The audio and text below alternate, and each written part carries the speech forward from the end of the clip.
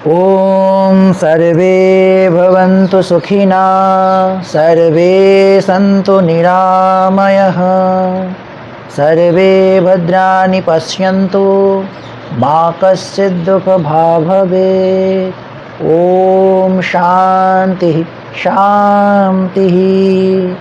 तमसो मा ज्योतिर्गमय। सद्गुरु भगवान की जय। मित्रों, बंधुओं, आप लोगों को बहुत बहुत आभारी मेरे तौर से और मेरे तौर से कि आप लोग वेदांत सुन रहे हैं। अल्टीमेटली आप लोग वेदांत सुन रहे हैं, ये मेरे बहुत ही आनंद और हर्ष की बात है मेरे लिए। कम से कम 20, 25, 40 जितने लोग सुन रहे हैं, वे बहुत ही आनंद लग रही है मुझे। और ऐसे करते करते आप लोगों का वेदांत के ऊपर रुचि आएगा, समझे या ना समझे, पूरा वीडियो सुना करें। सुनते सुनते कभी कोई बात आपके कान में ऐसे लग जाए, बस आपका हित साधन हो जाए। इसीलिए अगर समझ पा रहे हो या नहीं भी समझ पा रहे हो, कृपा करके सुनिए। थोड़ा देर इधर उधर कितने काम हम लोग कर देते दिन में, थोड़ा सा बैठ के पूरा वीडियो सुनना, और इसमें से आप कमेंट बॉक्स में मूल्यांकन भी कीजिए। इससे क्या होगा, हमें और भी जानकारी होगा और आपको अच्छे जानकारी देने की भी हम लोग का चेष्टा रहेगा। जो आपका प्रश्न है कमेंट बॉक्स में रख सकते हो। तो पहले दिन हमने विषय की जो बात पढ़ रहा था, हम लोग अनुबंध पढ़ रहे थे। तत्रानुबंधो नामाधिकारी विषय संबंध प्रयोजनानि। अनुबंध की 4 भाग थे। हमने कहा था कि अधिकारी, विषय, संबंध और प्रयोजन। तो हमने अधिकारी क्या होगा, संबंध की अर्थ क्या है, विषय क्या है और प्रयोजन क्या है, उस विषय में थोड़ा सा आप लोगों को बोल दिया था। और फिर आज और थोड़ा करके बता देता हूँ, क्योंकि पहले क्या सुना था मुझे पता नहीं, मैं शॉर्ट करके बोल देता हूँ। अधिकारी का अर्थ है जो व्यक्ति काम्य कर्म और निषिद्ध कर्मों को छोड़ के शास्त्र विहित कर्मों से, शम दम तितिक्षा उपरति भक्ति से जो रहता है, अपने नियमों से, संयम से, वो अधिकारी होता है पाठ कर सुनने के लिए एवं पढ़ने के लिए। द्वितीय विषय। विषय क्या है, जीव एवं ब्रह्म में जो अनैक्य है, जीव एवं ब्रह्म जो स्वरूप शुद्ध चैतन्य है, यह है विषय। जीव एवं ब्रह्म की स्वरूप शुद्ध चैतन्य। संबंध क्या बोला था मैंने, बोला विषयी और विषय की मध्य में बोध एवं बोधक संपर्क। एक समझेगा और इसका बोधगम्य होगा, और एक बोलेगा और जिस विषय का उस विषय में बोध होना चाहिए, समझने की विषय होना चाहिए, तो वो संबंधित होती है। कोई बोल रहा है और कोई सुन रहा है, दोनों में संबंध होना चाहिए। और प्रयोजन, मैंने ये भी कहा था कि प्रयोजन क्या है, प्रयोजन की एक ही मात्र है, मोक्ष रूप परमानंद की प्राप्ति, भूमानंद सच्चिदानंद, वो परमात्मा की दर्शन, उसको प्राप्ति। और ये जो जन्म की जो चक्र है, पुनरपि जननम पुनरपि मरणम पुनरपि मातृ जठरे शयनम, ये जो फॉर्मूला है, इससे निष्कृति पाना। तो अब हम कहेंगे आज जो अनुबंध का जो प्रथम जो भाग है, वह अधिकारी। अधिकारी के विषय क्या है, अधिकारी का जो विषय है उसमें कुछ सूत्र, शारीरिक सूत्र में उनको विशेष तरह से कहा गया है कि ये गुण होने से तुम अधिकारी हो सकते हो। जैसे उत्तम पाठक का गुण होता है ना, उत्तम स्त्रियों का गुण होता है, तो ये उससे विवाह करके पुरुष अपने साथ मायके ले आते हैं अपने घर पे। वैसे ही उत्तम पाठक का और उत्तम श्रोता का भी गुण होता है। यहाँ पे जो श्रोता है वो अधिकारी है। हर किसी को वेदांत का ज्ञान नहीं दे सकते, जो अधिकारी है। और अधिकारी के कौन है, आप लोग हैं। आप लोगों को मैं अधिकारी बनाना चाहता हूँ कि आप लोग अधिकारी बने, आप लोग अधिकारी बने और इस वेदांत का खूब लाभ उठाएं, जाके आगे चल के जीव का कल्याण हो, जो जीव भटक गए उसका कल्याण हो। तो चलो आगे चल के वेदांत का सार सुनते हैं। तो अधिकारी का संज्ञा निरूपण ऐसा किया है, अधिकारी तु विधिवधीत भेद भेदंगत्वेनापतत अधिगत अखिल वेदत्व यस्मिन् जन्मनि जन्मांतरे बाकाम्य निषिध्य वर्जन पूर्ण स्वरम नित्य नैमित्तिक प्रायश्चित्त उपासनानुष्ठेन निर्गता निखिल कल्मषोतया नीतंत निर्मल स्वंत साधन चतुष्टय संपन्न प्रमाता। बोले आपने तो इतना बड़ा करके बोल दिया, अब हमें कुछ समझ में नहीं आया। ठीक है, चलो छोटा छोटा करके पढ़ते हैं। अधिकारी तु विधि वधित विधिवदित यानी विधिवत अधित, जो विधिवत अधित हुआ है, अधित यानी पढ़ा है, विधिवत अधित, अधित यानी अध्ययन, अध्ययन जो शब्द है वहाँ से आती है अधित, यानी पढ़ के जानकारी लेने को बोलते अधित। जो अधित हो गए, अधित अखिल शास्त्र है ना, अखिल अधित ज्ञान, अखिल अधित प्रज्ञान, ये जो बात है इसमें जो ज्ञान ले चुका है, ऐसा जो वेद और वेदांग की मर्मज्ञ है।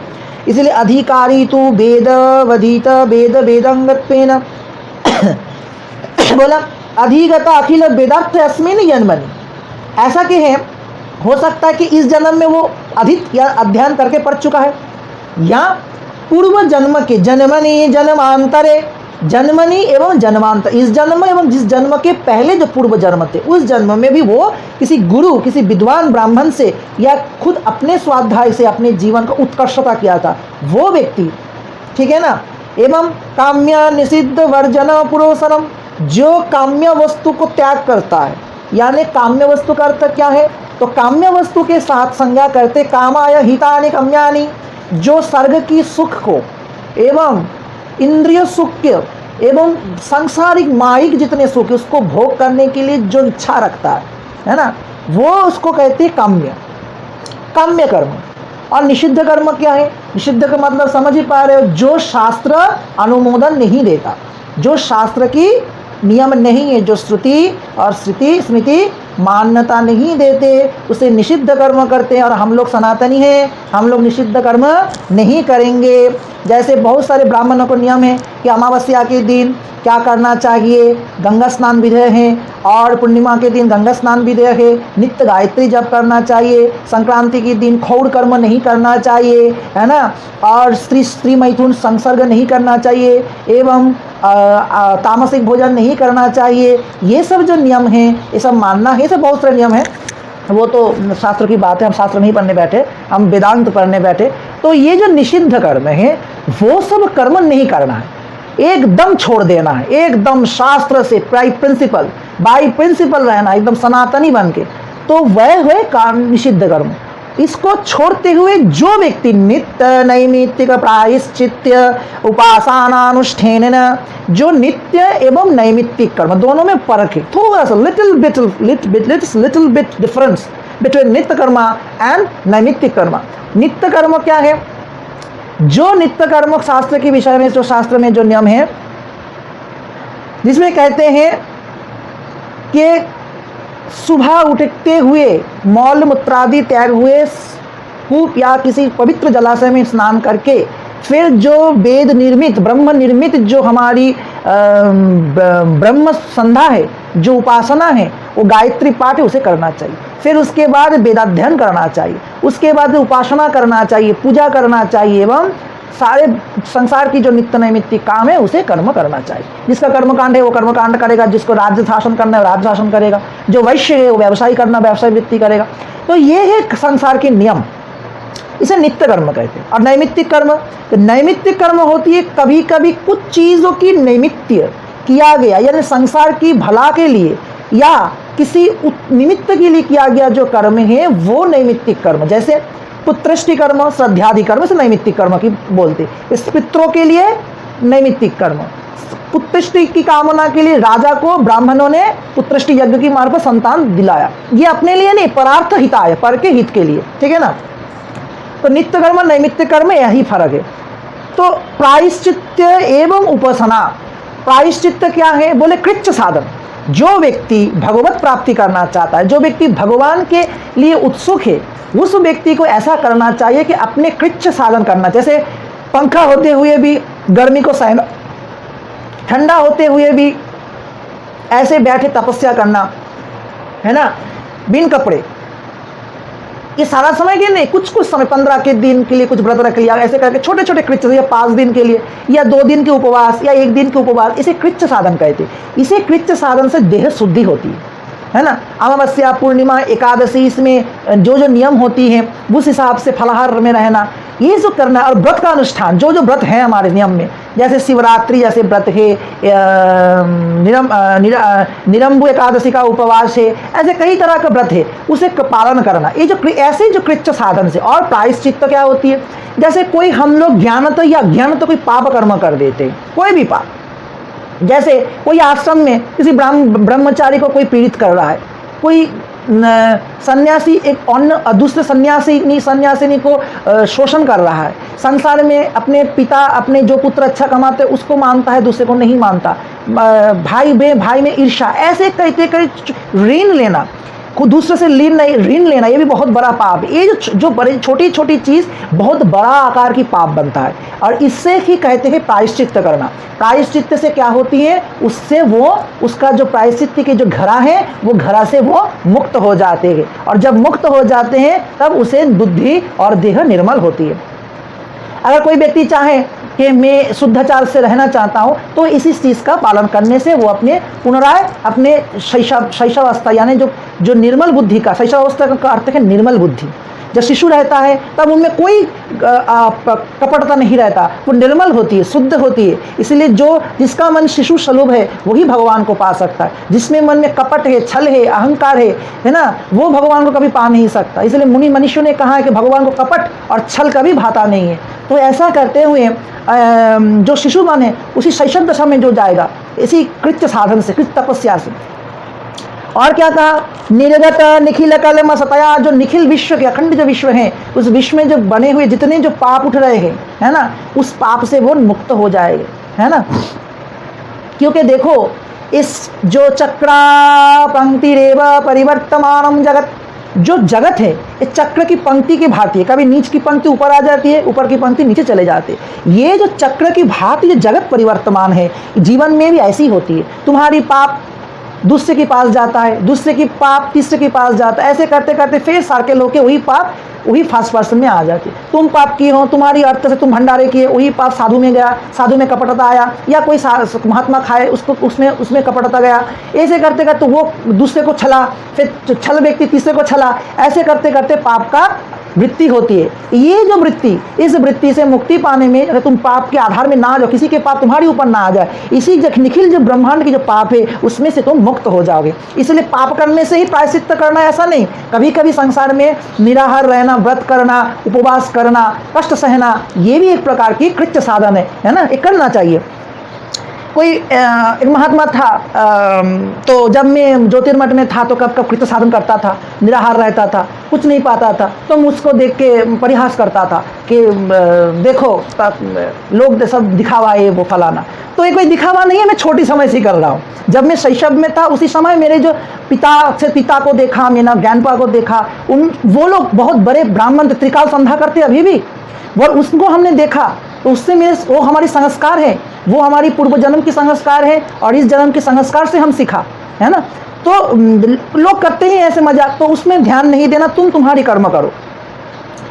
निर्मल स्वांतम साधन चतुष्टय संपन्न प्रमाता, इसे करते हुए तुम्हारी मन निर्मल होगा, चित्त निर्मल होगा। और जब चित्त तुम्हारी निर्मल होने लगेगा तब धीरे धीरे धीरे तुम्हारी जो बुद्धि है वो बुद्धि भी निर्मल होने लगेगा। जब बुद्धि निर्मल होगा तब उसी की बुद्धि से ज्ञान का प्रकाश होगा। जब ज्ञान प्रकाश होगा तब तुम्हारी जीवन में तमसा धीरे धीरे घट जाएगी, और जब तमसा धीरे धीरे घट जाएगी तब तुम्हारी जीवन में क्या होगा, जितने पॉजिटिव एनर्जी, जितनी धनात्मक ऊर्जा है तुम्हारी जीवन में इनहील होने लगेगा, अपने आप आने लगेगा। जो तुम्हारी काम बन नहीं रहा था वो समस्त काम तुम्हारी बनने लगेगा। ये एक प्रकार का एक विद्या है, साधना है।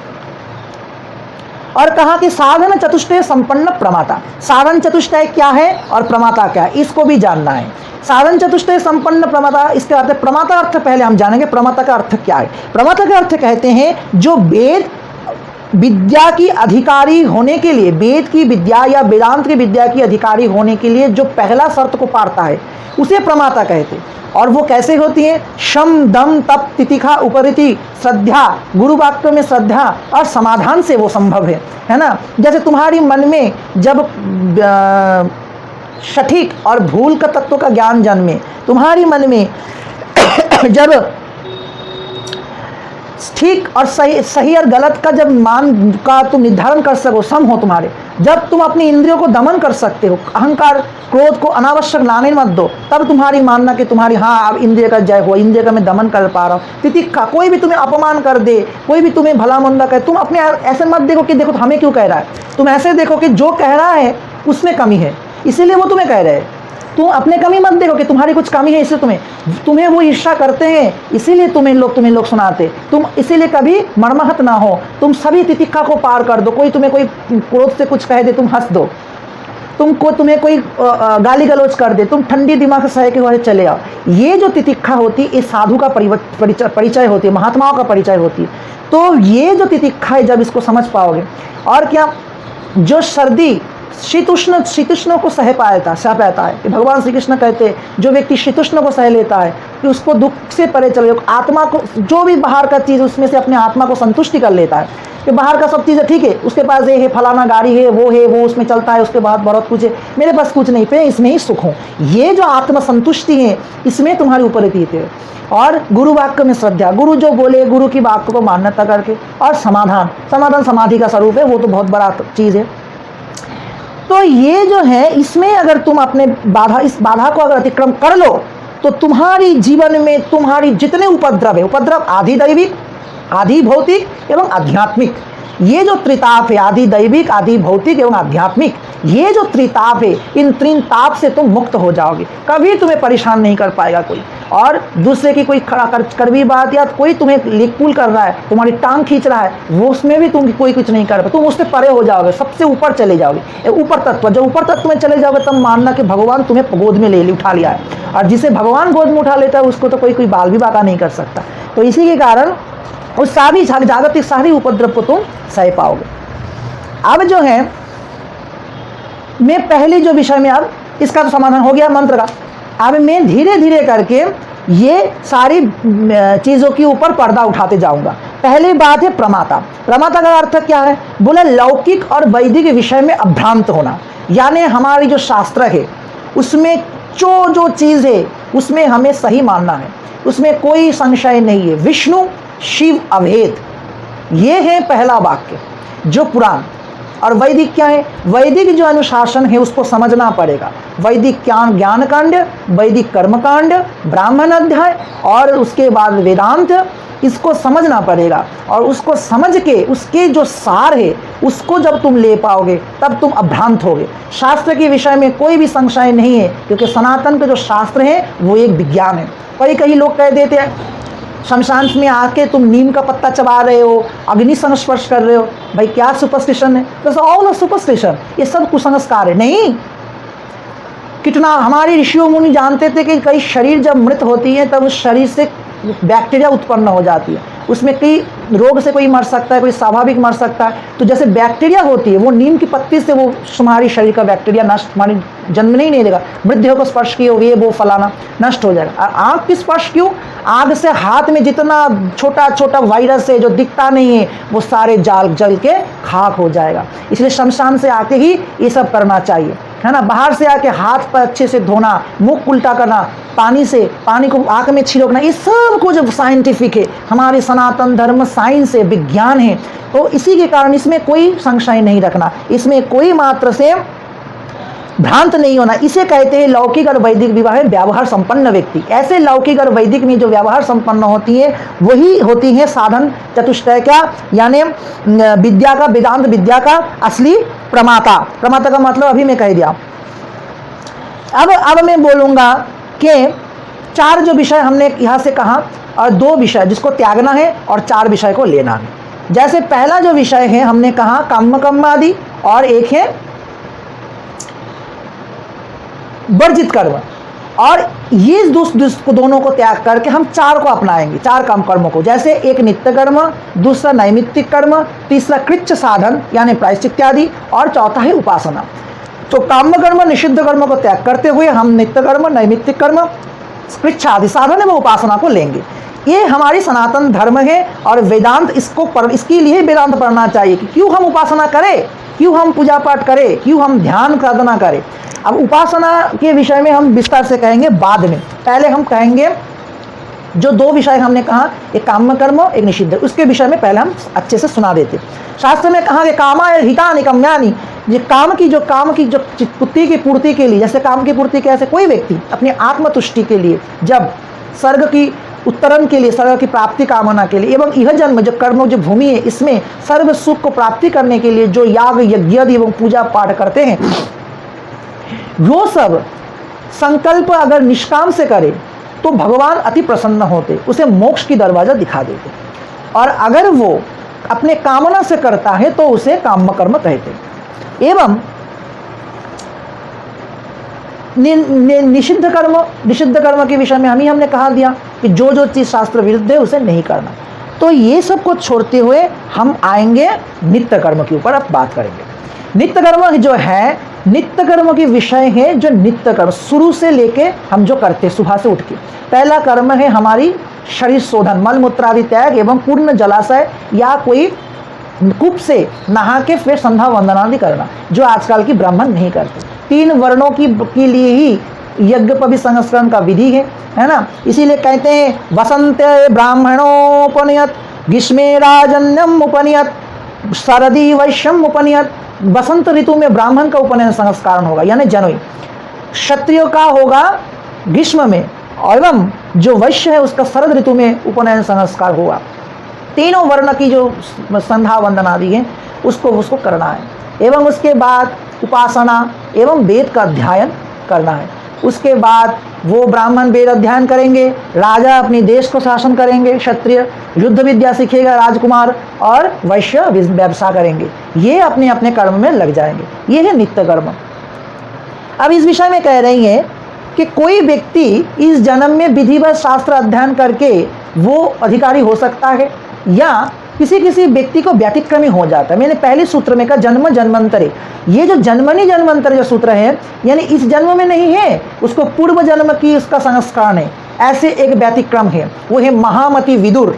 विदुर दासी पुत्र था, दासी के गर्भ में वेदव्यास की तेज से जन्म था और उसको वो ज्ञान पूर्व संस्कार से मिला था। पूर्व जन्म में जो विदुर महामति वो प्रकांड वेद का ज्ञान था, और इस जन्म में जब महाभारत के काल में उसे दिखा जा रहा है द्वापर युग में, वो विदुर का कथा आती है।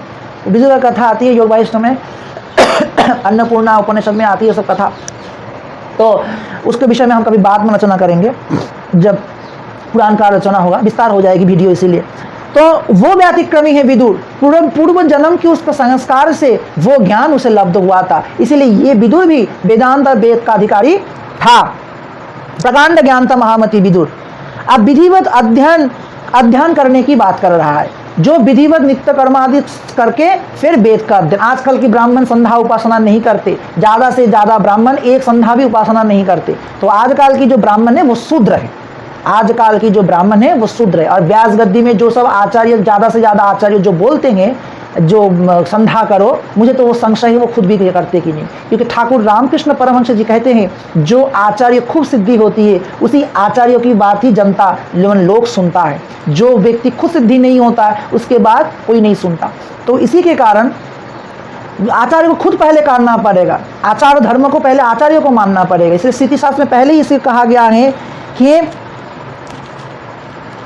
उपनियतु यह शिष्य वेदाध्यापय द्विज संकल्पं सरहस्यम च तमाचार्य प्रचक्षते। आचार्य को खुद पहले वो करना पड़ेगा, फिर जाके वो दूसरे को करवाएगा। तो इसी के कारण अब जब तुम लंदन जाओगे, विदेश जाओगे, सारा दिन यही कर्मकांड कर रहे हो व्यास गद्दी में बैठ के, तो तुम संध्या कब कर रहे हो? प्रश्न तो यही बड़ा होता है। तो छोड़ो, ये सब से हमें रुचि नहीं है। तो रुचि है पढ़ने में, जो ज्ञान है हम लेंगे उसे। तो बोल रही है कि उपनयन की बाद में गुरु की सान्निध्य में ब्रह्मचर्य से रहकर उसको वेद और वेदांग का अध्ययन करना चाहिए। पर वेद और अध्ययन पढ़ने से तो अधिकारी नहीं होगा। बोले क्यों? बोले वेद और वेदांग पढ़ने से ये मतलब नहीं जानता कि वो अधिकारी हो गए। बोले क्यों? बोले वेद का सही मर्मज्ञ होना पड़ेगा। तुमने एक वेद का मंत्र तो पढ़ दिया, अग्नि मीढ़े पुरहितम, है ना, ऐसे जो मंत्र पढ़ दिए इसका अर्थ समझना पड़ेगा। यज्ञ रूपी अग्नि को होता का मान दे रहा है, यानी जितने सूत्र है मान लो, उसका पहले अर्थ समझना पड़ेगा, तब जाके तुम्हारी वेद का सिद्धि होगी। और वेदांग का भी ज्ञान जौना होगा, यानी सिर्फ मंत्र हर हर हर करके पढ़ लिया नहीं, शिक्षा, कल्प, निरुक्त, छंद, व्याकरण, ज्योतिष। लौकिक छंद अलग है, वैदिक छंद 6 प्रकार का है। 6 जो वैदिक छंद हैं, बृहति, जगति, उष्णिश, गायत्री, है ना, अनुष्टुप प्रभृति, जो 6 छंद आदि हैं, उसके साथ लौकिक छंद भी है। तोटक, मालिनी छंद, अष्टाक्षरा छंद, बृहति छंद सॉरी तो गायत्री में है, मालिनी, तोटक, मंदक्रांता, ये जो छंद है सब लौकिक छंद है। तो इसमें काव्य रचा जाता है। और वैदिक छंद में वैदिक मंत्रादि है। तो ये जो छंदादि शास्त्र ज्ञान जानना पड़ेगा। कल्प, कब यज्ञ, कब कुछ समय होगा, यज्ञ का वेदी कैसे होगा, सब ज्ञान कल्प में है। समय क्या है, 10 पूर्णमास कब होगा, पूर्णमास कब होगा, है ना, इस सब का। ज्योतिष्टम कब होगा, ज्योतिष्टम का नियम क्या, सब कल्प में है। वो सब बोलेंगे हम आपको, ज्योतिष्टम का विधि क्या है, सब हमको विस्तार से वीडियो से जुड़े रहेंगे, पूरा वीडियो सुनेंगे तभी जान पाएंगे। एवं उसके बाद आते हैं व्याकरण शास्त्र, व्याकरण का ज्ञान जानना, एवं ज्योतिष। ये शिक्षा, कल्प, निरुक्त, व्याकरण, ज्योतिष, छंद, ये सब का ज्ञान जानने के बाद ही वो पूर्णांग होती है ना, श्रुति और स्थिति का पूर्ण ज्ञान उसे मिलता है। तो ये कह रहे हैं अभी कि इसी के विषय में छात्र को संशय हो जाता है। तो ये संशय यदि नाश हो, इसीलिए आध्यात्मिक स्तर में उसको एक सही गुरु का संधान करना चाहिए, जो गुरु उसे क्या करेगा, साध्वये धेतव्य। 2 सूत्र में शास्त्र में कहा गया, एक है साध्वयो धेतव्य और दूसरा है अष्टवर्षं ब्राह्मणं उपनियत तमाध्यापयित आचार्य कामः। यानी स्वाध्याय करने के लिए प्रेरण कर रहा है, स्वाध्याय करना ही होगा, स्वाध्याय करना ही होगा। और दूसरा, अष्टम वर्षीय ब्राह्मण को गुरु या आचार्य उपनयन संस्कार अष्टम वर्ष में देके उसे अपने आश्रम में लेके वेद का अध्ययन देना होगा। तो पहले जो आचार्य थे, इतने हमें भी इतना सुंदर आचार्य मिले थे जिसके पाद पद्म में बैठ के मैंने ये सब पढ़ा, है ना, और उसने माइंडली बहुत सपोर्ट करते थे कि मेरा छात्र मेरा ही अनुरूप बने।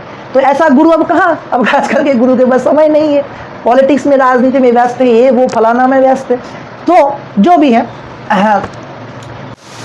भी है आजकल सब ब्राह्मणों से पढ़ते हैं और सही सन्यासी ब्रह्मदृष्टा गुरु तो मिलना बहुत ही भारी कम है।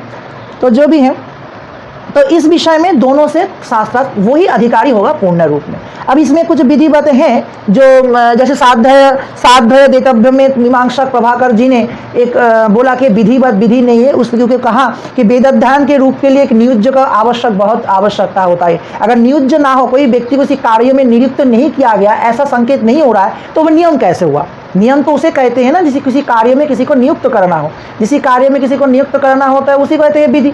तो यहाँ पे विधि नहीं हुआ है साध्यव्य में।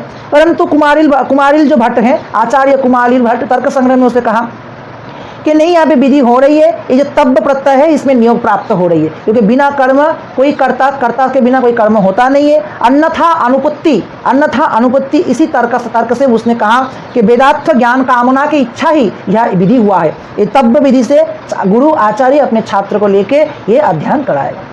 तो ये हो गई आज का पूर्ण टोटल अधिकारी के विषय में। और इसके बाद जो हम जाएंगे कि कर्म समूह प्रायश्चित्त एवं उपासना की परिचय। तो दोस्तों आज तक यहीं पे रहा, समाप्त करते हैं प्रभु का नाम लेके। सर्वे भवन्तु सुखिनः, सर्वे सन्तु निरामय। देखते रहें वीडियो को पूरा और ज़्यादा से शेयर करें। धन्यवाद।